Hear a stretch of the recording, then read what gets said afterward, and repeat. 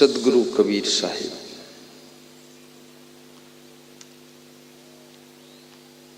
से किसी भक्त ने प्रश्न पूछा है।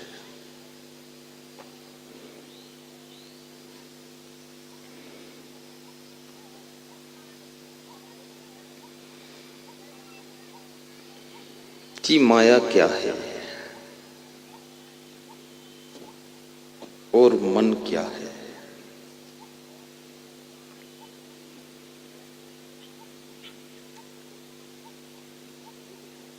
तो कबीर साहब उत्तर देते हैं कि मन माया तो एक है।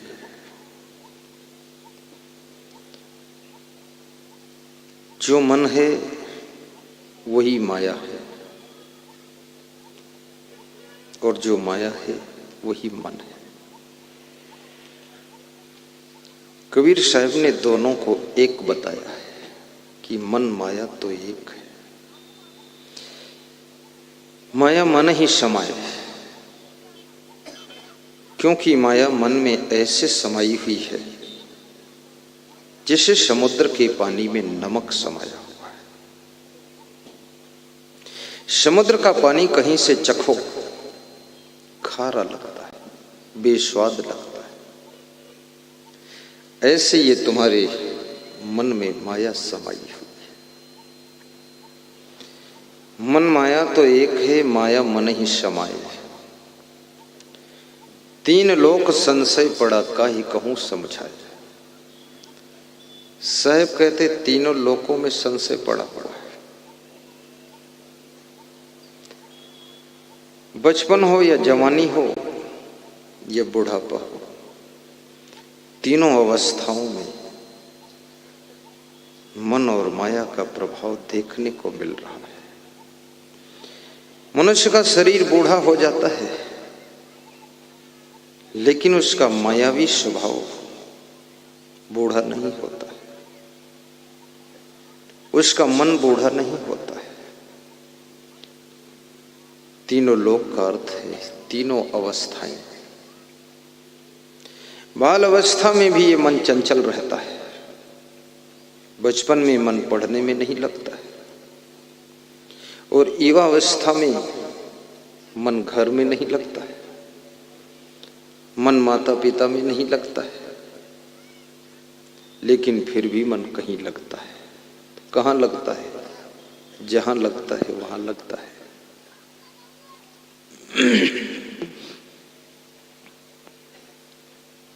ये मन कहाँ लग जाता है?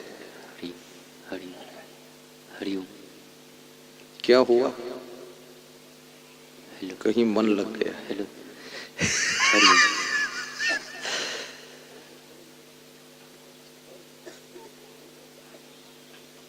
दौड़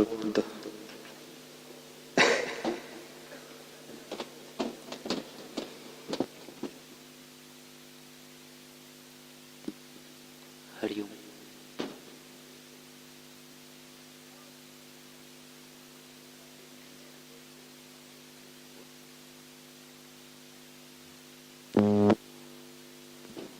हेलो हरिओम।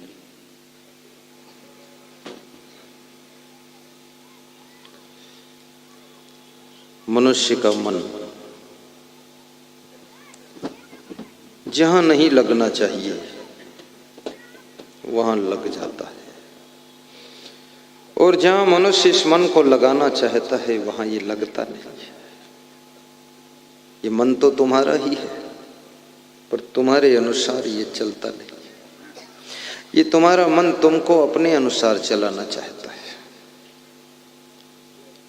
और इस सृष्टि में 99% लोग मन के अनुसार चलते हैं।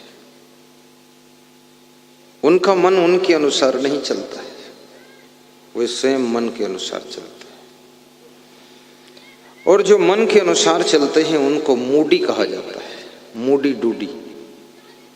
और वो ये भी कहते हैं हमारा मूड नहीं है। मूड वुड से मतलब नहीं है, जो उचित है वो करना पड़ेगा। तुम्हारे मूड का कोई महत्व नहीं है। तुम्हारा मूड तो दारू के कुंड में स्नान करने का है। तो तुम्हारे मूड से काम नहीं चलेगा। तुम्हारा मूड है, ये मूड मन गलत मूड बनाता है। इस मूड को सुधारो।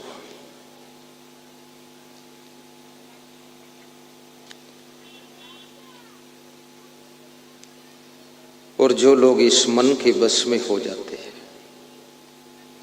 उनका बचपन भी व्यर्थ में बीत जाता है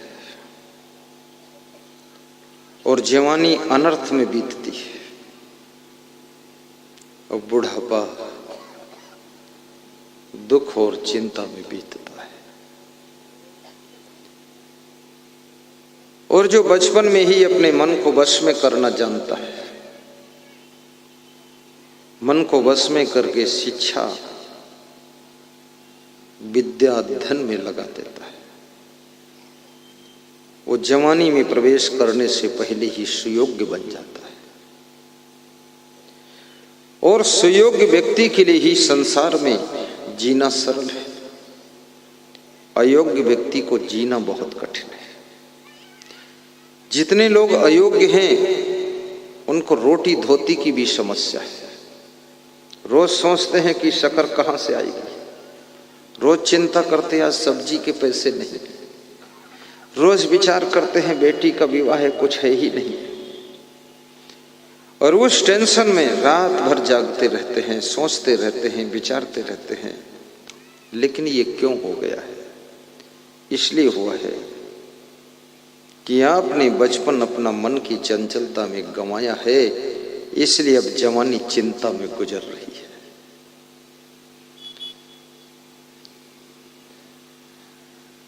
मन को संभालो, कोशिश करो इस मन को समझाओ कि लव मैरिज मत करो। ये मन लव मैरिज भी करना चाहता है, ये मन मंदिर में मैरिज करना चाहता है, ये मन तालाब के किनारे मैरिज करना चाहता है। ये जो समाज के नियम के अनुसार ये मैरिज करने में मन खुश नहीं होता है, कुछ नया चाहता है। लेकिन समाज से विरुद्ध चल करके तुम रहोगे कहाँ? समाज तुमको सम्मान नहीं देगा, स्थान नहीं देगा। इसलिए सामाजिक मर्यादाओं को तोड़िए मत। शादी अपने चुनाव से कीजिए, लेकिन चुपके से मत कीजिए। जो सामाजिक मर्यादाएं हैं माता बाप की, माता पिता की, खुशी से कीजिए, ताकि जीवन भर माता पिता का भी सपोर्ट मिलता रहे, सहयोग मिलता रहे। कितने लोगों को ऐसा दिखता है कि सारा सुख शादी में ही है, उस शादी के लिए जान लगा देंगे दांव पर, और कहते भी हैं जान दे दूंगा, और कितने लोगों ने दे भी दिया है।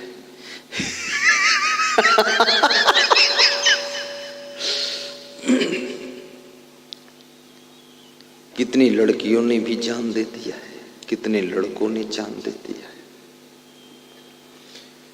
वो जान दे करके वे समझते मैं बड़ा बहादुर हूं, लेकिन मैं समझता हूं तुम बहुत कूचड़ आदमी हो, तुम जैसा कोई नालायक मूर्ख नहीं है। ये क्षुद्र भोगों के लिए इंद्रियों की चंचलता के वशीभूत होकर के तुम अपनी जान दे रहे हो। आज तक किसी पशु पक्षी ने भी इन विषय भोगों के लिए अपनी जान नहीं दिया है। ये मूर्ख मनुष्य तो इन क्षुद्र भोगों के लिए अपनी जान दे रहा है। ये मनुष्य जीवन देवताओं को दुर्लभ है, ये मोक्ष का द्वार है, ये क्षुद्र भोगों के लिए जान देने के लिए नहीं है, ये जानकारी करके जीने के लिए मिला हुआ है।